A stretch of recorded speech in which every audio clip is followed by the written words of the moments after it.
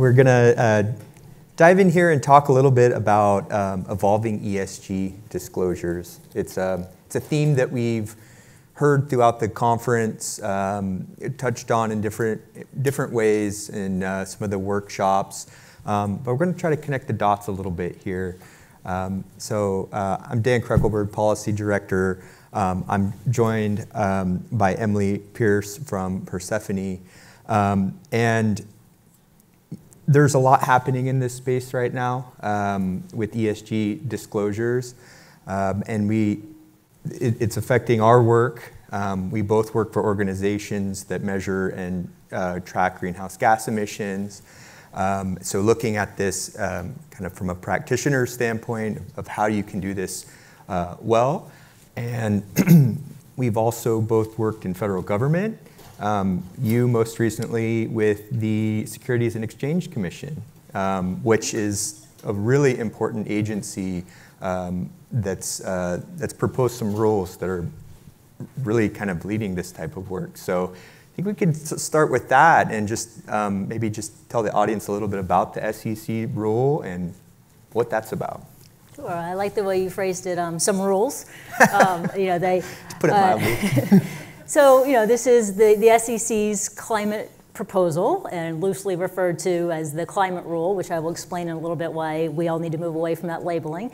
It is an important piece of the puzzle of what's happening in the global marketplace and the global marketplace for information about emissions and all the underlying data that we need to really decide on actions and decide where to invest capital and to facilitate capital flows.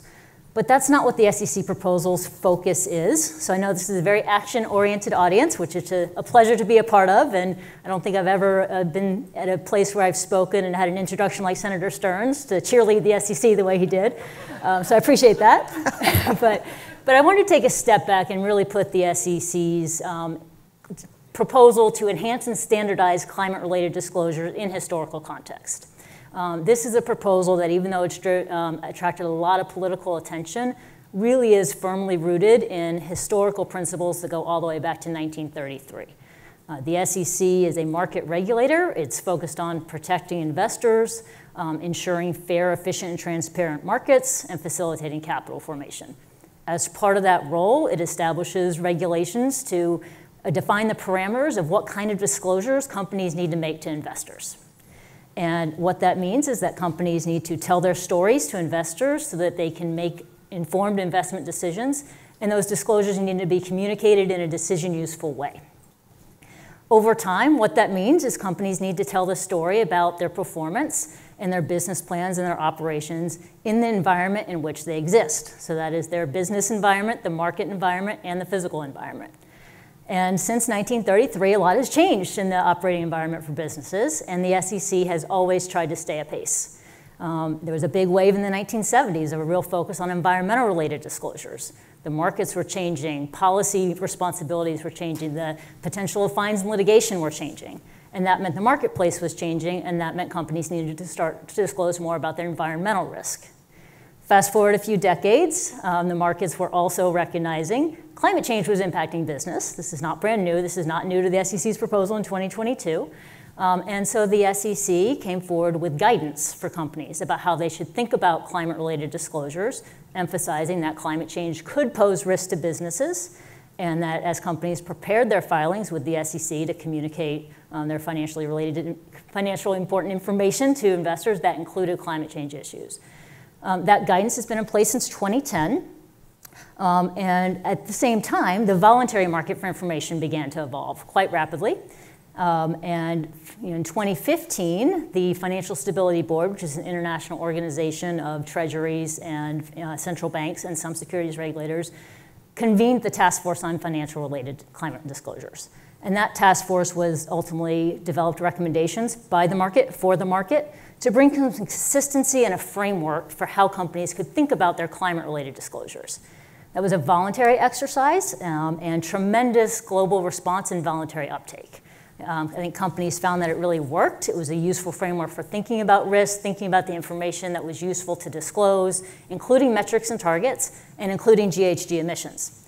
So you then had a phase of broad global uptake and application of the TCFD recommendations, but you ended up in a situation where it was very clear investors wanted this information, investor demand was growing, corporate disclosures were growing in the voluntary space. And this was all great news, but we were at a place where the market for information was fragmented, there were different degrees of disclosures, and effectively had insufficient information and an inefficient marketplace of information. So the SEC's role at this point in time is to come in, protect investors, and think about how to make the market for information about climate-related risks more efficient. And that is what the proposal is. It's a proposal to enhance and standardize climate-related disclosures. It's not a new SEC climate rule. It's really building on the 2010 guidance that was in place and looking to the experience that the markets had with the task force, the TCFD, as a roadmap for how to develop its regulation. So that's where we are today. The SEC is implementing this long-standing mandate, and I can't tell you give you any predictions about where it's going to land, but we'll go on to the next question. I know you get asked that a lot, yes, but yeah, thank you. That was a very, very good overview, and it all sounds rational.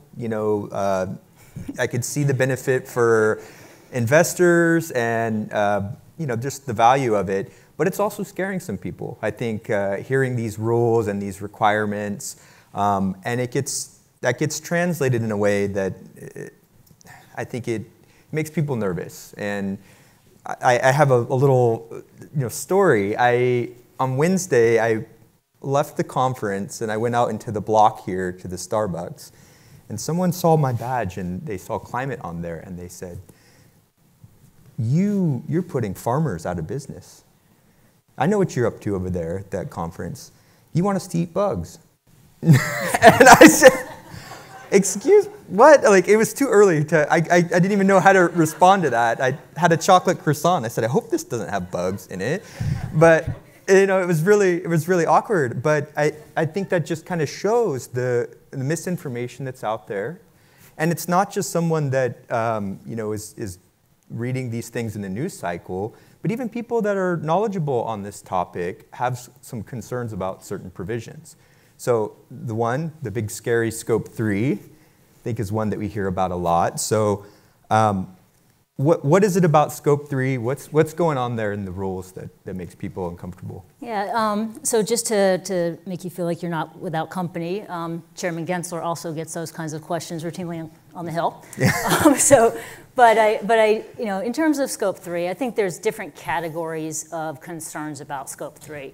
And one of the benefits of the SEC proposal process is that this proposal was actually informed by a robust round of public feedback that Acting Chair Allison Lee solicited. So there were initial ideas and feedback from the markets before the proposal was issued. And the reality is Scope 3 is challenging. It's a different kind of information than we typically convey in boring old securities 10Ks. And so for the markets, I think there's two classes. There's really the investors who have made clear that this information is important. And I think as folks in the climate community, there's a broad recognition that Scope 3 is an essential piece of this puzzle if we're really going to wrap our hands around emissions and risk to a particular company in terms of the transition and within their business strategy. But that said, the investor demand is there, but for issuers, that means looking at information that is largely based on assumptions and estimates in a space that is evolving. It's evolving rapidly, improving rapidly. Technology is going to help with that. But it's discomforting to take information that companies have really been working hard at disclosing and putting out voluntarily, and we're seeing broad uptick in Scope 3 reporting. But to take that information and bring it into your 10K environment, to bring all your accountants and lawyers and your compliance practices to that, and the risk that it's associated with that. So it's discomforting. The SEC staff was well aware of that concern when they developed the proposal. The proposal includes a variety of policy tools and levers to try to address that concern, including only requiring Scope 3 of the largest filers, what we call accelerator filers and large accelerator filers, only requiring it if it's material or if you set a target that includes Scope 3. Again, I think as climate action-oriented people, there's a recognition that Scope 3 is likely material for a lot of companies, but we'll sort of set that aside for legal debate later. But again, it understood that this was a different type of emission than the Scope 1 and Scope 2 in issuing the proposal. There's also a safe harbor. That is in addition to the long-standing safe harbor for forward-looking information. This is an additional safe harbor focused on the Scope 3 emissions reporting, recognizing that it's estimates and assumptions in a newer area that would essentially, I'll just put it in sort of layman's terms, you only be liable if you lie or intentionally misrepresent. And I think that's really important. So those are some of the challenges. In terms of the misinformation about Scope 3, I wish I had the silver bullet for you. I think all we can do is be out there and try to explain a little more to folks what it means. And actually, one of the fascinating things we've heard in our work in DC through Persefoni is that farmers actually support this. They recognize that it's essential to their business, and they know they're not going to have to get off their tractors and go send in their emissions report up the supply chain. So. Yeah, that's great. So working on that messaging is important. So I want to talk about the global landscape for this reporting. I understand your work with the SEC involved a lot of international relations, and there's a lot of that happening right now. One that's getting a lot of attention is the International Sustainability Standards Board, ISSB. So they've put out some exposure drafts, guidance on this accounting, sustainability accounting last year.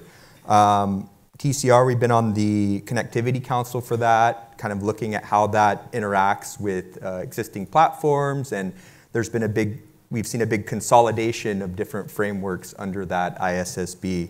How do you see ISSB playing into corporate sustainability reporting? What's the benefit of having that, and where's it going?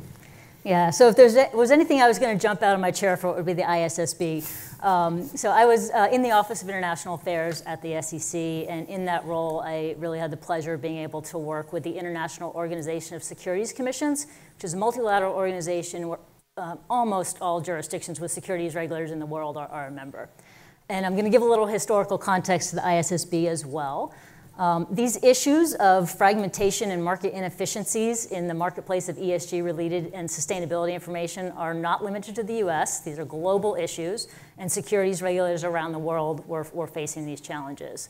And so IOSCO came together and convened a task force to look into these issues, survey the markets, the global markets, and try to understand what the challenges were for investors, for asset managers, for issuers. And the biggest challenge was market fragmentation in the voluntary reporting landscape, a lack of consistent, not comparable, and less reliable information. So IOSCO's vision was, what can we do collectively as securities regulators to move forward the ecosystem of sustainability reporting and make it more consistent, comparable, and reliable for investors, and ultimately more efficient for the markets.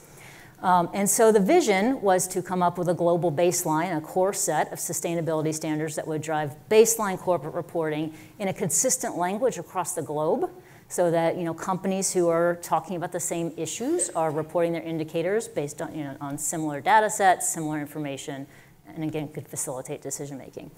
So the ISSB is actually housed under the IFRS Foundation, which is the organization that has been setting global accounting standards, really for the rest of the world except the US, since 2000. So over 140 jurisdictions looked to the IFRS Foundation and the International Accounting Standards to set their accounting requirements. So it's really well positioned to serve this market need. Strong governance, strong due process, very long history of standard setting. Public accountability, there's a top-level organization called the Monitoring Board. The SEC is a member. The European Commission is a member. IOSCO itself is a member. So just in terms of where it was housed globally, it really, I think, creates a lot of potential for serving meeting this need that IOSCO identified. So what we're going to see now, I'm really looking forward to this, at the end of June, the International Sustainability Standards Board will issue final drafts of its first two standards, one on broader sustainability reporting requirements and one focused on climate. Those will be available for any company in the world to use effective January 1st, 2024. So it's really bringing together sustainability reporting frameworks from around the world, very much based on the SASB, which again, starting in California. California sets the tone. And bringing that to the international markets. And then from there, we've got these new norms of voluntary reporting, but then I think you're going to see a rapid uptake in the regulatory space. They really provide a roadmap for regulators. As Senator Stern alluded to earlier, we've had very strong messaging from the UK, Japan, Singapore, Nigeria, the African finance ministers, all really sending messages that they intend to look to the ISSB standards in their next rounds of enhancing and standardizing their regulatory requirements. That's great. Yeah, look forward to that. And Scope 3 is part of that guidance? Scope 3 is part of that, okay. yes. Okay. So the ISSB also faced the same Scope 3 questions. Again, coming together as a global community, the International Sustainability Standards Board members represent regions from around the world. They have determined in their tentative conclusions, sorry for the standard setting speak, but they have determined that they will expect Scope 3 reporting of all companies. That are complying with the International Sustainability Standards Board standards. They have, in addressing those challenges, they've put in a series of safety rails, also designed to allow the market to evolve and sort of grow into better Scope 3 reporting. That includes a 1-year delay. It includes the ability to disclose assumptions and estimates. And in terms of a safe harbor, that will ultimately be left up to the regulators when they implement the ISSB standards in their jurisdictions, but I suspect we'll see a lot of safe harbors around Scope 3 coming out around the globe as well. Yeah, sounds great. So we've talked about the SEC's proposed rule, ISSB. There's another proposed rule out there, or it's coming soon. I think it's really close. Yeah. And it's coming out of the EU. So in Europe, they have the Corporate Sustainability Reporting Directive, CSRD. And this is creating reporting requirements for companies in Europe. But I understand a lot of companies in the US as well that are doing business in Europe, or globally that are doing business in Europe. So can you tell us about CSRD? Yeah, so there is another really big continent out there. Europe has been very active in this space and really been fun to work with in my past international role.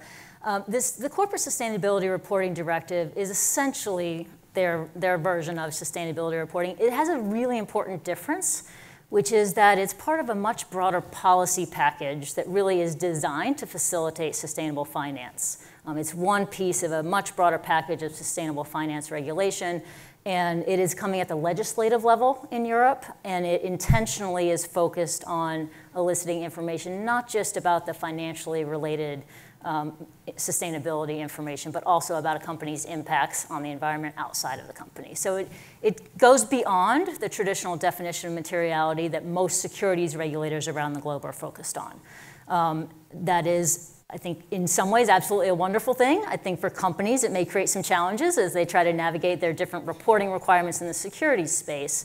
But it is really going to transform the market for information about sustainability-related issues. I won't get into all the details of who it applies to, just roughly, the EU's own estimates are that it's going to cover approximately 50,000 companies. They are intentionally applying an extraterritorial reach through both operational jurisdiction and if you raise capital in Europe, you'll be subject, but also by 2028, if you're a company that derives $150 million in operating revenue out of your operations in Europe, and you have a subsidiary or branch there, you will be subject to some degree of CSRD reporting. They're covering 10 topics in the ESG space. They're not solely focused on climate. The ISSB will move on to other topics as well. But really on the climate issue, I want to focus on their climate change standard. They have their own set of reporting requirements, and there, absolutely Scope 3 is a part. There are no exemptions. It is Scope 1, Scope 2, Scope 3. Also, another degree of rigor. They will require all companies to look at all 15 categories of Scope 3. And if you don't disclose a certain category, justify why. So it's really going to, I think, be a landscape shift. And of course, all of that Scope 3 reporting requirements is going to have an effect on business relationships around the world. So happy to talk to anyone in more detail about whether or not your individual company may be subject to the CSRD, but the message I really want to convey is that it really, the direct impact is one thing, it's that indirect impact on the global marketplace that we all need to be paying attention to. Okay, so let's go from, we've talked about global, let's bring it here to California. So Senator Stern mentioned a package of climate disclosure bills in the California legislature. Other states are looking into bills as well. how do those align with the SEC rule or even beyond that? So I think what I'd say is to take a step back even farther from that and just say that these emissions reporting requirements are going to come from everywhere. So the SEC is one place. That's where the politics are focused. But you're going to, emissions reporting requirements can come from states. Very appreciative of California's efforts there. They can also come from localities. New York City has a law focused on emissions from particular buildings. You're going to see more and more across the globe procurement policies which require GHG emissions reporting as part of the procurement process. And there's also other policy forces that are going to be driving just the business need to know your carbon footprint and report it. That includes all the regulation in the fund space. Funds need to understand the emissions in their portfolios in a lot of instances, particularly if they're marketing themselves as a decarbonization fund. In particular, the banking and insurance regulators are really focused on the financial stability risks related to climate. And as part of their supervision, more and more across the globe, you're seeing these financial institution supervisors include reporting requirements for financed emissions. So that also will have an effect on companies who receive financing from these banks and insurers because they will need to calculate and report their financed emissions. So I think there's just so many different reasons why understanding and being able to report on your Scope 1, Scope 2, and Scope 3 is going to be a business need and continue to drive the market forward and ultimately reinforce the need for the SEC's proposed rule. That's great. Okay, I've got one last question here. So we're talking about this climate data that's going to be available. You're going to know more about carbon footprints of companies and the supply chain. We have an action-oriented audience here. What does this mean for mitigation? You have all this data, but is it going to really help with decarbonization and getting those reductions to happen? Yeah, I think it absolutely will. And I think Scope 3 is crucial to that. And one of the reasons why Scope 3 is crucial to that is because the more and more primary data companies are asking for in the value chain from Scope 3, the better we're able to calculate and measure those associated reductions and to take advantage of those in the reporting company's carbon footprint. So I think that it is, building capacity in the carbon accounting space really is the next frontier. We need smaller and smaller companies to have the capacity to report on their own Scope 1 and Scope 2, to be able to communicate that information with their business partners, ultimately with their lenders and insurers down the road. And so it's just really important that we think about, within our own companies. Many companies are already calculating emissions, but how can you do it better? How can you leverage technology and automation to make it more reliable, to bring more controls to your process? That prepares you for compliance, but it also prepares you to have better data. And how can you engage with your suppliers to help them do the same thing? And one of the reasons why I joined Persefoni is because it's a technology and a company that's really committed to democratizing and making carbon accounting more accessible, not just for small or medium enterprises here in the US, but around the globe. And that's where sort of that ISSB piece is so important, because the ISSB is really going to create a communication tool. And if companies in smaller economies and emerging economies are also able to communicate about their emissions, they'll be able to take advantage of some of the decarbonization rewards that are out there in the marketplace. That's great. Thank you so much, Emily. Well, I think we're at time, but I just wanted to thank you for sharing all this really great information here. And thanks for being here. This has been really enlightening and good discussion. So yeah, and if I could just close with one last thing. I did want to just close with one thank you and two asks. And the first is really to say thank you to all of you who've been working in this space for many years, whether you've been in education or advocacy or awareness raising, or grinding behind the scenes in the corporation, driving awareness within the corporation of the importance of sustainability. All those forces are what created the market demand that we have today, which is what enabled securities regulators to come in and address that market demand. Securities regulation may not be the thank you gift you hope for, but again, it is really important to think about that bigger picture of how we shape market forces as activists and action-oriented people. And then two quick asks. Communicate, start talking about the SEC proposal and corporate disclosure, not as a compliance burden, but a communication opportunity. Talk about it in market terms, not climate terms. As we heard at the lunch on Wednesday, that's really important to speak to your audience. And in this particular space, talking about the market benefits, the market need, and the economic benefits is where we really need to take the language.